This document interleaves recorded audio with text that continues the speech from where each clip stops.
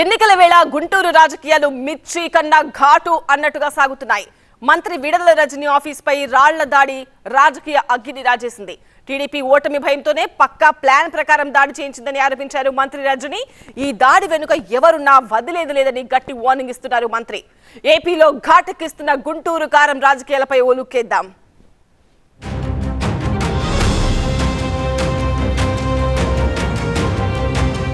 ఘాటెక్కిన గుంటూరు రాజకీయం.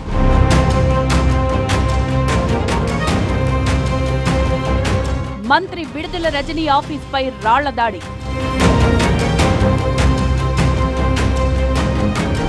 ఓటమి భయంతోనే టీడీపీ దాడి చేయించిందన్న మంత్రి. ఈ దాడిని చూసినట్టయితే టీడీపీ వాళ్ళు ప్రీ ప్లాన్డ్గా న్యూ ఇయర్ వేడుకలా జరపకుండా ఒక ప్రీ ప్లాన్ దాడిని మా పార్టీ ఆఫీస్ మీద ప్లాన్ చేసినట్టు కనిపిస్తూ ఉంది. దాడి వెనక ఎవరున్నా వదిలే ప్రసక్తే లేదన్న మంత్రి విడుదల రజని. ప్రీ ప్లాన్డ్గా జరిగినటువంటి దాడి, దీని వెనకాల ఎవరున్నా కూడా మేము వదిలిపెట్టం. గుంటూరు కారం.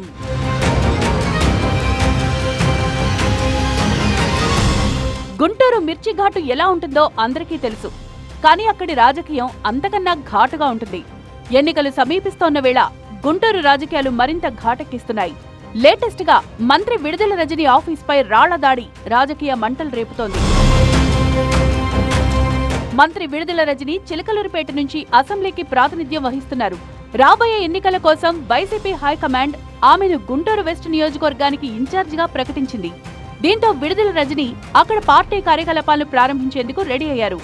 ఇందులో భాగంగానే జనవరి 1న ఆఫీసును ప్రారంభించాల్సిండగా అంతలోనే రాళ్ల దాడితో గుంటూరు రాజకీయం ఘాటెక్కింది.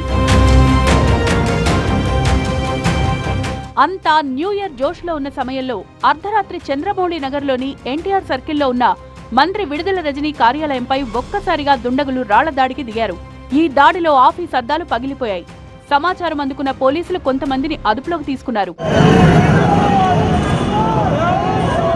వైసీపీ ఆఫీస్పై దాడిని ఖండించారు మంత్రి విడుదల రజని. సోమవారం ఉదయం కార్యాలయాన్ని మంత్రి విడుదల రజనితో పాటు ఎమ్మెల్సీ అప్పిరెడ్డి, వైసీపీ నేతలు పరిశీలించారు.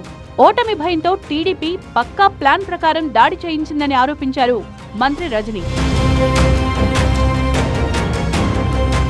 అనంతరం గుంటూరు వెస్ట్లోని వైసీపీ కార్యాలయాన్ని ప్రారంభించారు మంత్రి విడుదల రజని.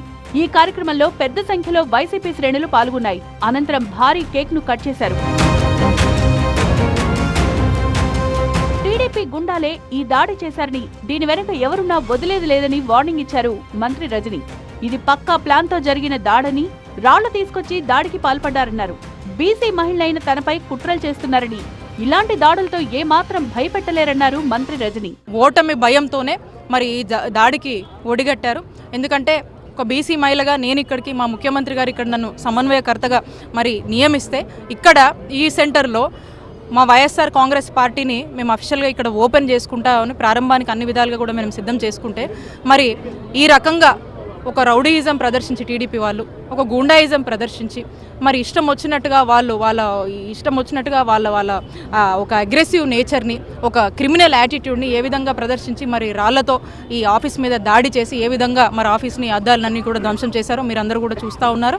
వైసీపీ కార్యాలయంపై దాడి దుర్మార్గమని, టీడీపీ కార్యకర్తలు అరాచకవాదులుగా తయారయ్యారని విమర్శించారు మంత్రి అంబటి రాంబాబు. అరాచకాలు సృష్టించడానికి ప్రయత్నం చేసిన వారు, విడుదల రజనీ గారి ఆఫీసు మీద దాడులు చేసిన వారిని వదిలిపెడతామని అనుకో. మాకు వాళ్ళ ఆఫీసు మీద దాడి చేసి ఇళ్ళ మీద దాడి చేస్తారు, మా ఇళ్ల మీద దాడి చేస్తారు. వచ్చి మేము అక్కడే ఉండేది చూస్తూ ఊరుకోవాలని ఏమని అడుగుతా ఉన్నా.